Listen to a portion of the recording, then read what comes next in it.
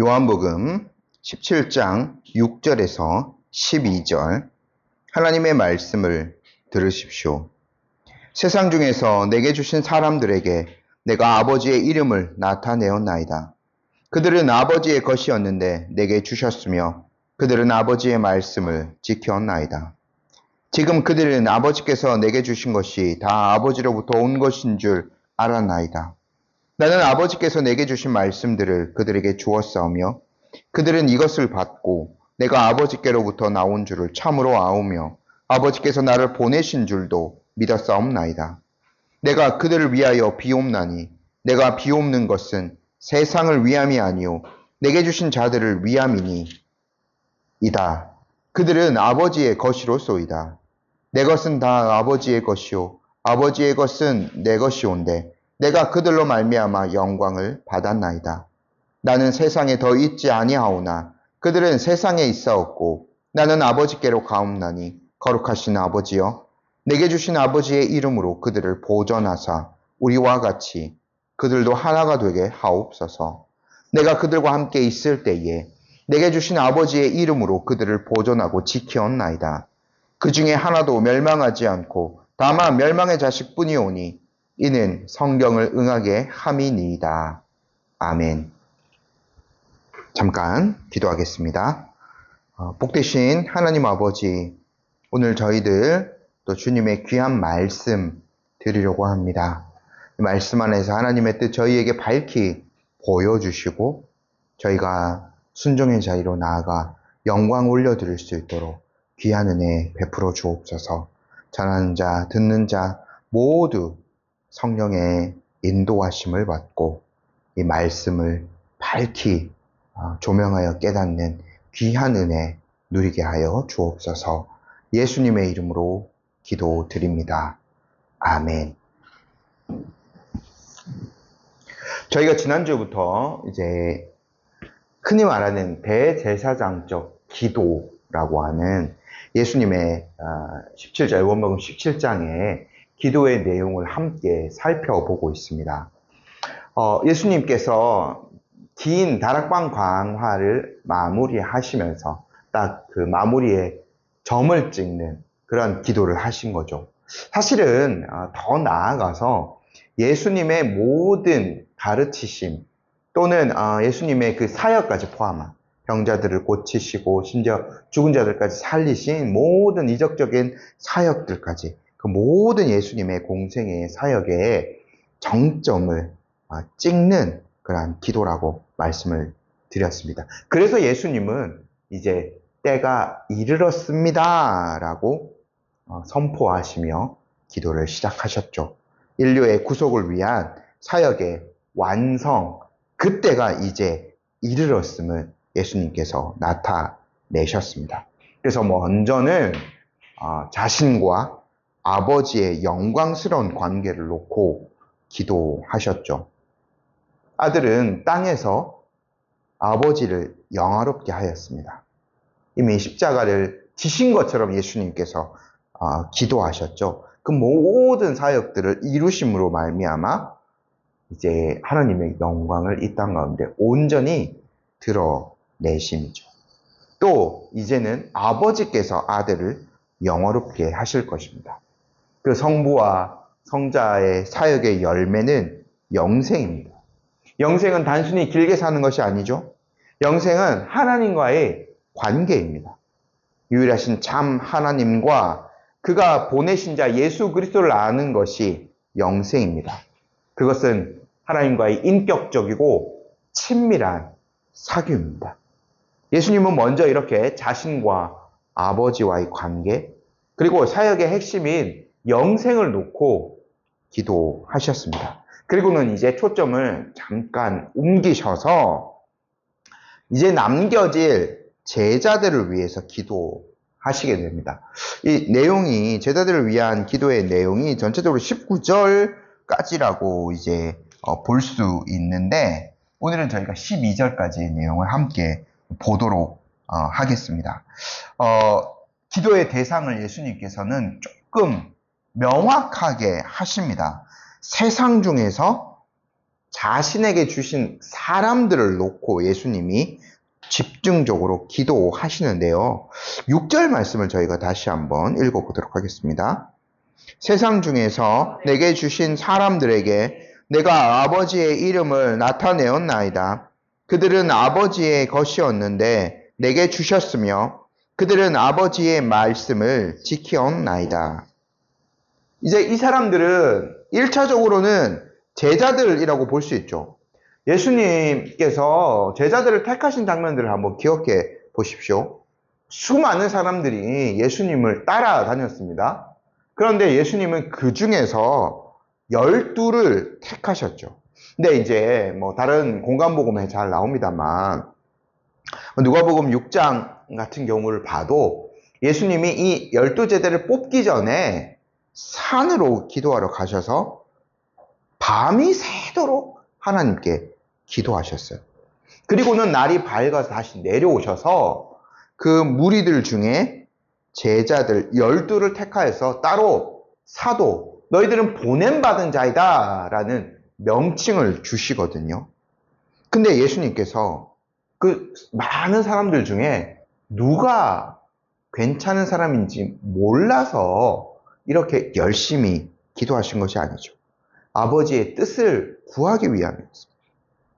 그래서 예수님께서 이 기도에서 아버지께서 예수님 자신에게 준 사람들이라고 표현하고 계시잖아요. 이 기도를 통해서 성부 하나님과 깊은 그 만남. 그러니까 제가 지금 이 기도로 간 거는 그 12를 뽑기 전에 그렇게 기도하셔서 12명 특별한 사역을 위한 12명을 택하게 되신 거죠.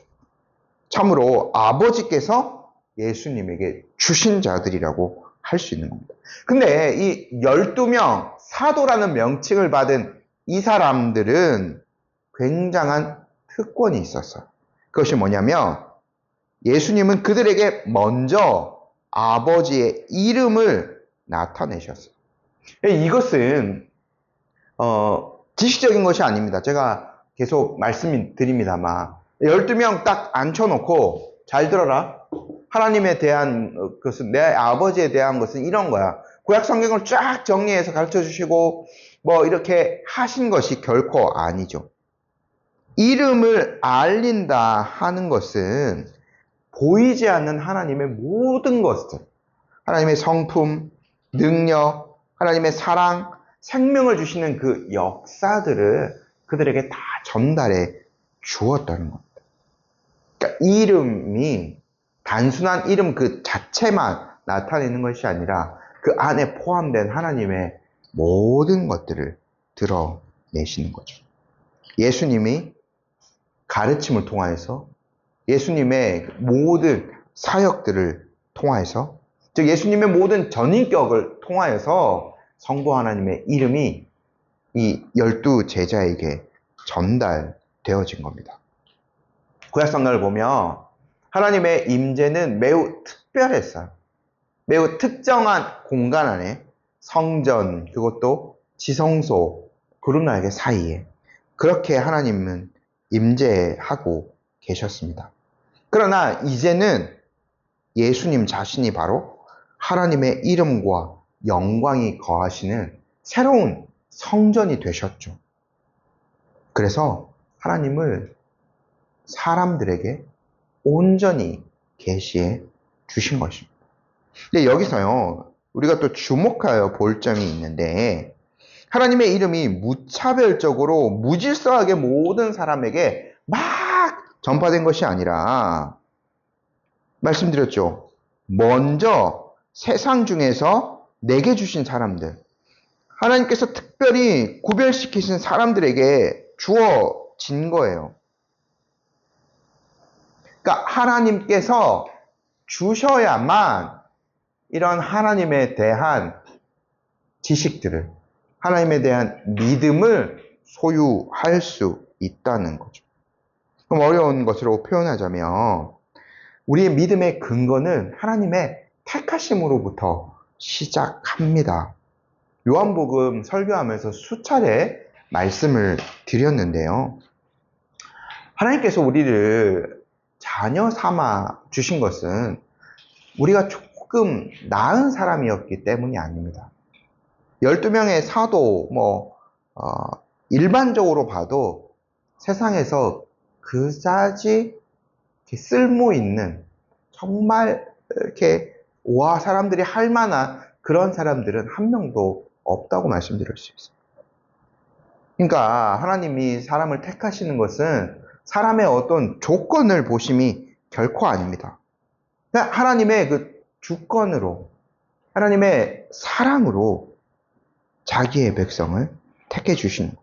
그래서 그것으로부터 믿음이 흘러나오는 겁니다.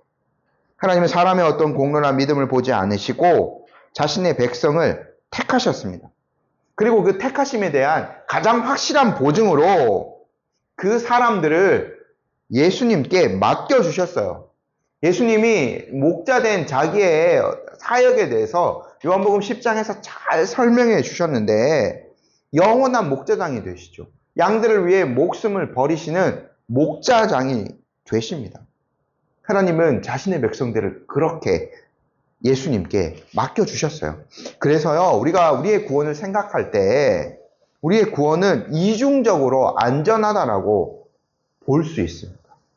첫 번째는 하나님의 택하심이 있고요. 두 번째는 그 아들 예수님께 맡겨주셨는데, 그 아들은 참된 목자가 되기 때문에 신실하게 자기의 양들을 보호합니다. 세심하게 그들을 돌보아 주시는 거죠. 그래서 우리의 구원이 그토록 안전한 겁니다. 근데 우리가 하나님의 택함받은 백성이다라는 증거를 어디에서 찾을 수 있는가? 6절 말씀 저희가 다시 한번 보면, 그들은 아버지의 말씀을 지키었나이다 라고 되어 있죠. 그러니까 우리가 하나님께 택함받았다는, 제가 말씀드렸지만 우리가 그 명단 볼 수 없어요. 그래서 우리가 어떻게 이 땅에서 그것을 확신할 수 있냐면 하나님의 말씀을 지키는 거죠. 근데 여기서도 오해하지 말아야 될 점은, 예수님이 말씀하신 것, 이 신구약 성경의 모든 조항을 완벽하게 지켜야 하고 지킬 수 있다라고 생각하는, 이것 또한 큰 오산입니다. 제자들을 한번 보십시오. 제자들 하나님께 택함받고 예수님께 전달되어진 사람이지만 여전히 연약하고 실수가 많지 않았습니다. 예수님이 이 기도를 하시기 바로 직전에도 말씀하시죠. 너희들이 제각각 다 흩어질 거다. 하지만 이 제자들 다른 점이 분명히 있었어. 그들은 예수님께서 전해주신 복음의 핵심 진리를 마음으로 받았습니다. 그리고 순종하면서 예수님을 따랐던 거죠. 여기서 우리가 하나님의 말씀을 지킨다, 아버지의 말씀을 지킨다 하는 것은 실존적으로는 굉장히 부족할 수도 있어요. 하지만 복음의 핵심 진리가 머리와 가슴에 담겨 있고 예수님께서 말씀하신 바를 조금씩 실현하며 가는 것, 이것을 말하는 겁니다. 전체적으로 진리의 말씀을 우리의 삶이 인도하고 있다는 것. 한 발자국 아니면 반 발자국이라도 더 하나님의 뜻을 이루고자 나아가는 것. 이것이 우리의 선택을 확신할 수 있는 근거가 되는 거죠. 이러한 하나님의 은혜는 중요한 깨달음 하나를 선사하는데요. 7절 말씀 함께 읽어보겠습니다. 지금 그들은 아버지께서 내게 주신 것이 다 아버지로부터 온 것인 줄 알았나이다. 제자들은요, 이제 모든 예수님의 말씀, 기적들, 이것이 예수님이 대단한 분이시기 때문에, 인간 중에서 가장 탁월한 존재이기 때문에 이렇게 이러한 것들을, 이러한 말씀을 하시고 이런 사역을 하실 수 있다라고 생각하지 않았어요. 하늘에 계신 아버지로부터 그 모든 것들이 공급됨을 깨닫게 되었습니다. 이것이 바로 우리 믿음의 핵심이에요. 우리의 믿음은요, 예수님의 사역, 예수님의 가르침 그 자체에만 머물지 않습니다. 예수님을 모방하는 것 자체가 믿음의 핵심이 결코 아니에요. 그 예수님의 가르침 안에서, 예수님의 전 존재 안에서 하나님 아버지를 발견하는 것. 이것이 17장 3절에서 말하는 구원을 얻는 참된 지식이 됩니다. 저희가 이것을 명확히 하면 좋겠습니다.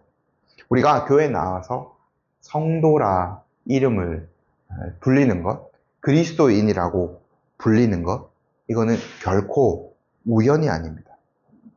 우리는 영원 전부터 아버지의 사랑받는 소유물이었습니다. 그분의 아들 예수 그리스도께 선물로 주어진 자들이었죠. 그 증거로서 우리가 주님의 말씀을 받았습니다. 그리고 그 받은 말씀을 믿게 되었습니다. 그리고 그 받은 말씀을 우리의 삶의 기준으로 삼아서 살아가게 됩니다. 우리는 예수 그리스도 안에 있는 모든 것이 하나님으로부터 왔음을 믿고 고백합니다. 우리 성도들 모두가 이 흔들리지 않는 진리 위에 그리스도인, 하나님의 자녀라는 정체성을 더욱 굳게 세워가셨으면 좋겠습니다. 계속해서 예수님이요, 남겨질 제자들을 위해 좀 더 구체적으로 기도하시거든요. 8절 한번 읽어보겠습니다. 나는 아버지께서 내게 주신 말씀들을 그들에게 주었사오며 그들은 이것을 받고 내가 아버지께로부터 나온 줄을 참으로 아오며 아버지께서 나를 보내신 줄도 믿었사옵나이다. 제자들에게 어떻게 믿음이 주어지는지 한 3단계 정도가 나오죠. 예수님의 기도의 표현에. 첫 번째, 예수님은 아버지께 받은 말씀들을 제자들에게 주었습니다. 두 번째, 제자들은 그 말씀들을 받았죠. 그리고 세 번째로 그 결과 그들은 예수님이 하나님께로부터 나오셨음을 참으로 알고 아버지께서 보내셨음을 믿게 되었어요. 여기서 우리가 믿음을 조금 더 구체적으로 정의 내릴 수 있게 됩니다. 믿음은 뜬구름 잡는 감정이 아니에요. 막 이렇게 뜨겁게 뭐를 하고 찬양을 하고 그 다음에 막 기도하고 그래서 막 믿습니다. 이러한 것이 참된 믿음을 보장하지 않습니다. 믿음은 철저하게 계시된 하나님의 말씀에 근거합니다. 예수님의 사역의 핵심은 아버지께로부터 받은 말씀을 세상에 전하는 거였어요. 세상과 제자들의 다른 지점은 이것이죠. 그들이 부족해 보이기도 합니다. 때로는 더 약해 보이기도 해요. 하지만 그들의 중심에는 예수님을 통해서 주어진 하나님의 말씀이 있었어요. 이러한 참된 믿음의 소유자가 된 제자들을 위해 예수님은 단호하게 한 번 더 기도하시는데요. 9절 말씀 읽어보겠습니다. 내가 그들을 위하여 비옵나니 내가 비옵는 것은 세상을 위함이 아니오 내게 주신 자들을 위함이니이다. 그들은 아버지의 것이로소이다. 이 기도에서 예수님이 세상을 위함이 아니다라고 말씀하는데 저희가 전체적으로 27장의 기도의 내용을 보면 예수님의 기도가 점점 더 확장되어져 가거든요. 세상이 완전히 배제된 것은 아니에요. 20절, 23, 24절 뭐 이런 것들을 보면 세상 가운데서 그 아버지의 이름의 전파를 놓고 예수님이 기도하시는데 근데 제자들을 위해서 먼저 이렇게 기도하시는 어떤 예수님의 의도가 있습니다. 이제 떠나실 거잖아요. 제자들은 12명, 나중에 이제 한 명이 다시 또 보충되어지죠. 12명의 제자들이 남을 것 아닙니까? 예수님의 역할, 하나님의 말씀을 전하는 사명을 이들에게 위임해 주시지 않으셨습니까? 성령님이 지금 막 짠! 하고 나타나서 직접 막 이적을 일으키고 하나님의 말씀을 전파하고 하시지는 않죠. 지금도 어떤 사람은 뭐 그렇게 해야 된다. 그래서 어떤 뭐 이적을 막 추구하고 이런 사람들이 있습니다. 지금 근데 진리의 말씀이 그렇게 전파되어지진 않아요. 하나님의 말씀이 전파되어지는 과정들을 보십시오. 제자들이 주님의 말씀을 선포하는 것을 통해서 세상의 복음이 계속해서 전파되어져 갑니다. 성령님은요, 이 제자들을 위해, 제자들을 중심으로 세워진 교회 위에 역사하세요. 제자들이 선포하는 말씀 가운데 성령께서 역사하시는 거예요. 그것을 통해서 온 세상이 소동하고 차츰차츰 하나님께로 나오는 역사가 일어납니다. 이것의 출발을 위해서 제자들이 굳건하게 세워지는 것이 필수이죠. 그래서 예수님께서 먼저 세상을 놓고 기도하신 것이 아니라 제자들을 위해서 구체적으로 이렇게 기도하시는 거죠. 근데 이 기도를 했다고 해서 제자들이 한 번에 짠 엄청 강한 우리가 게임에서 막 딱 아이템 장착하고 레벨업을 하는 것처럼 그런 사람이 되는 거 결코 아니에요. 10절 말씀 다시 한번 읽어볼게요. 내 것은 다 아버지의 것이요 아버지의 것은 내 것이온데 내가 그들로 말미암아 영광을 받았나이다.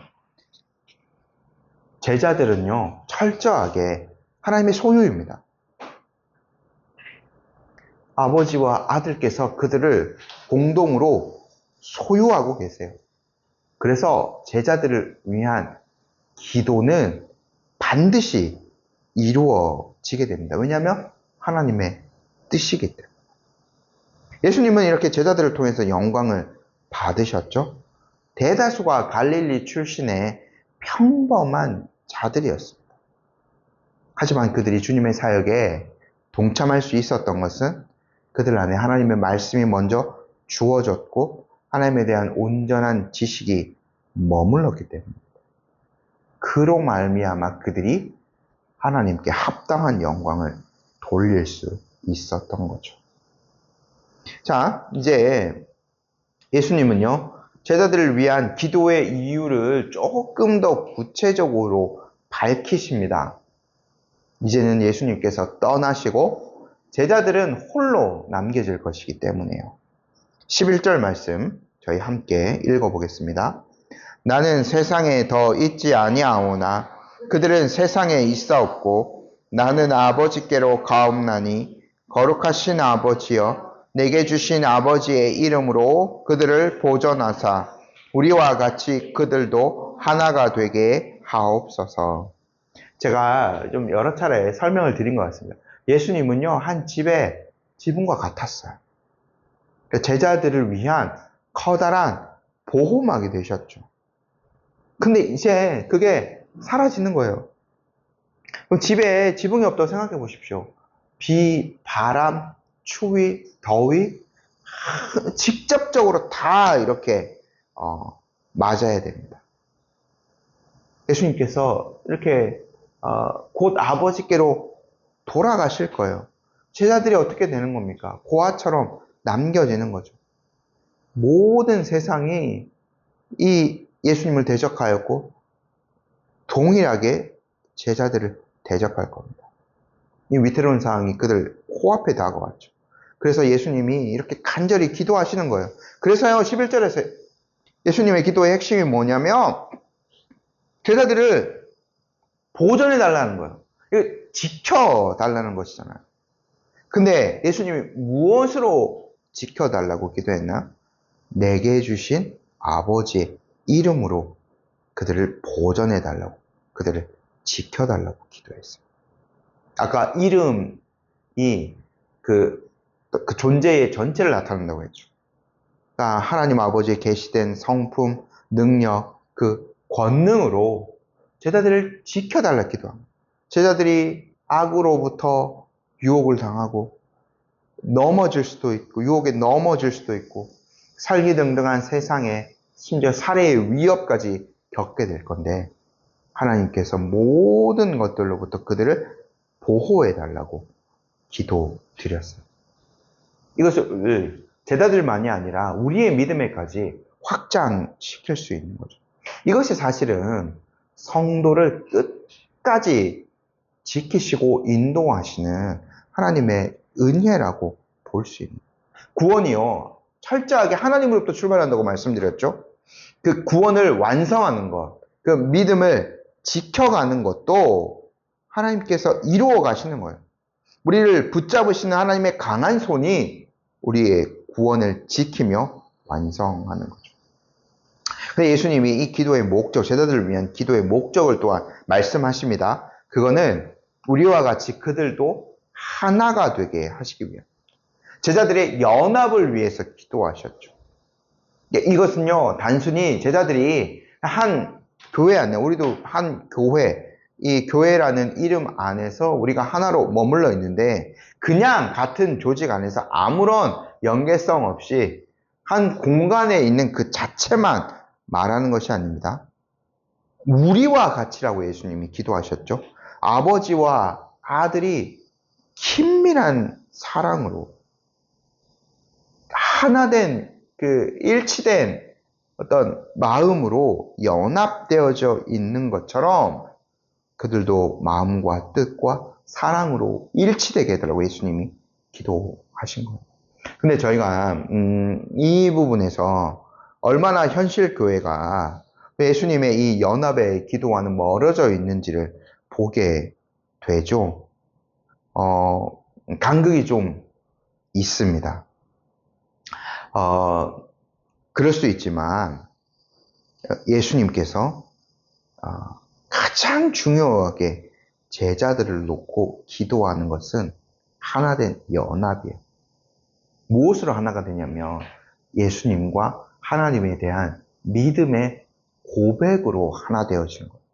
그리고 거기에 서로를 향한 사랑으로 하나 되어지는 겁니다. 오늘날도 여러 교회들 또 각 그리스도인들이 분열된 것처럼 보일 수 있어요.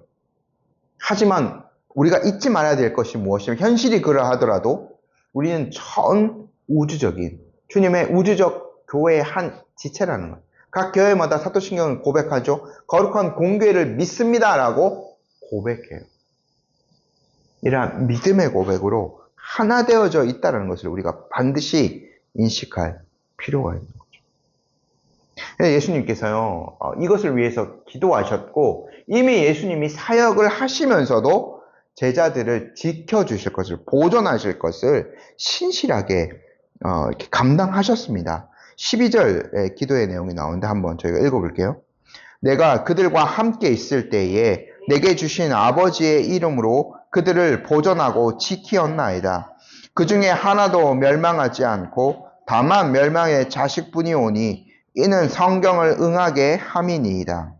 저희가 이 말씀 좀 잘 볼 필요가 있습니다. 저희 지금 개역개정 성경에는 조금 표현이 좀 이렇게 오해할 만한 그 표현도 있을 수 있기 때문에.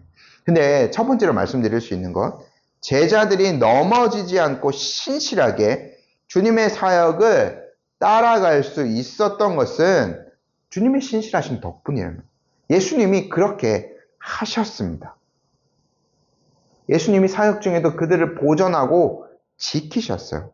근데 예수님이 다만 하나를 말하는 거죠. 하나의 예외를 말씀하셨어요. 제가 이 부분 좀 새번역 성경으로 좀 읽어드릴게요. 내가 그들과 함께 지내는 동안은 아버지께서 내게 주신 아버지의 이름으로 그들을 지키고 보호하였습니다. 그러므로 그들 가운데서는 한 사람도 잃지 않았습니다. 다만 멸망의 자식만 잃은 것은 성경 말씀을 이루기 위함이었습니다. 멸망의 자식이라는 표현이 나오죠. 가룟 유다를 나타내는 표현입니다. 예수님이 이미 그를 마귀라고 요한복음 6장에 보면 이미 지칭하셨어요. 그러니까 아버지께서 주신 자가 아니라는 거죠. 그래서 유다는 자신의 죄 때문에 자신이 예수님을 팔아넘긴 것 때문에 멸망할 수밖에 없었어요.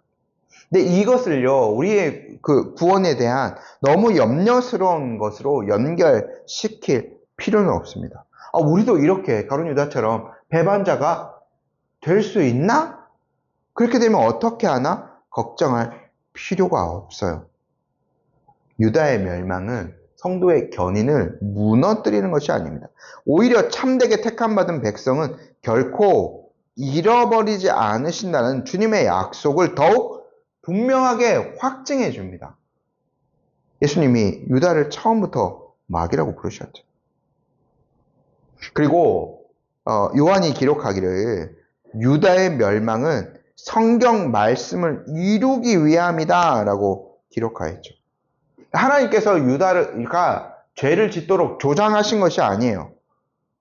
또 유다가 죄를 범한 것, 자신의 책임이 아예 없다라는 것도 아닙니다. 하나님께서 인간의 이런 악한 선택조차도 하나님의 주권적인 섭리 안에서 자신의 뜻을 이루기 위한 도구로 사용하신다. 이것이 진리의 신비입니다. 유다의 끔찍한 배신조차도 이미 성경에 예언된 것으로 나머지 제자들은 이 일로 인해서 실족하지 않고 오히려 하나님의 주권을 더욱더 신뢰하게 만들어주지 않습니까? 그래서 예수님이 이런 말씀을 하시고 기도하신 거죠. 그러므로 우리 성도 여러분, 우리가 구원에 대해서 생각할 때 결코 우리의 믿음을 잃어버릴까봐 염려하고 걱정할 필요가 없습니다. 약하고 위험한 세상, 마귀가 수많은 유혹들을 하고 시험들을 할 수도 있습니다. 때로는 우리 자신이 얼마나 연약한지 볼 수밖에 없죠. 또 하나되게 예수님 기도하셨지만 우리 안에 분열이 있을 수도 있어요. 하지만 우리의 믿음이 우리 자신에게 근거하지 않기 때문에 하나님의 택하심, 예수님의 보호하심 안에 있지 않습니까? 그 모든 것들보다, 주변 상황들보다, 나 자신보다 하나님의 능력이 훨씬 더 크고 위대한 사실을 잊지 말아야 합니다. 우리를 지키는 것은 우리 자신이 아닙니다. 우리를 택하신, 거룩하신 아버지께서 우리를 지켜주세요. 예수님이 그렇게 기도하고 계시지 않습니까? 지금도 살아계시는 위대한 대제사장 예수님께서는 우리의 연약함을 아시고 간구하고 계시죠. 예수님의 이 기도가 모든 악으로부터 우리를 보전하고 우리를 진리 안에서 하나 되게 하실 거예요. 결론을 말씀드리겠습니다. 성도 여러분, 예수님의 이 대제사장적인 기도는 약 2000년 전 다락방에서 한 번 드려지고 끝난 기도가 결코 아닙니다. 지금 이 기도는 하나님 보좌 우편에서 우리 각 사람을 위해서 드려지는 살아있는 기도입니다. 그래서 이 기도를 통하여서 우리가 참된 위로와 소망을 붙들 수 있으면 좋겠습니다. 우리의 그 악함이나 우리의 약함을 너무 크게 바라보지 맙시다. 그리고 우리 교회의 연약함, 또 이 현실의 어떤 그 분열들, 이러한 것들도 있는 그대로 우리가 보고 이렇게 회개하고 돌이킬 필요는 있지만 그것을 또 필요 이상으로 너무 크게 바라볼 필요는 없습니다. 대신에 우리는 지금도 우리를 위해 간구하시는 주님을 더 바라고 그분을 바라보았으면 좋겠습니다. 세상의 위협 앞에서 큰 두려움을 갖기보다는 우리를 지키고 계시는 성부 하나님을 더욱더 견고하게 붙듭시다. 분열과 다툼, 낙심이 있을 수도 있어요. 하지만 예수님이 드리신 이 기도가 있기 때문에 우리는 결국 온전히 하나가 되어서 분열과 다툼이 없는 주님의 완성된 나라에서 영원히 거하게 될 것입니다. 이것을 확신하셨으면 좋겠습니다. 이 놀라운 특권을 받은 자답게 이번 한 주간도 감사와 확신 가운데 세상을 이기는 믿음으로 살아갈 수 있는 저와 여러분이 되기를 간절히 소망합니다. 아멘. 잠시 기도 드리겠습니다.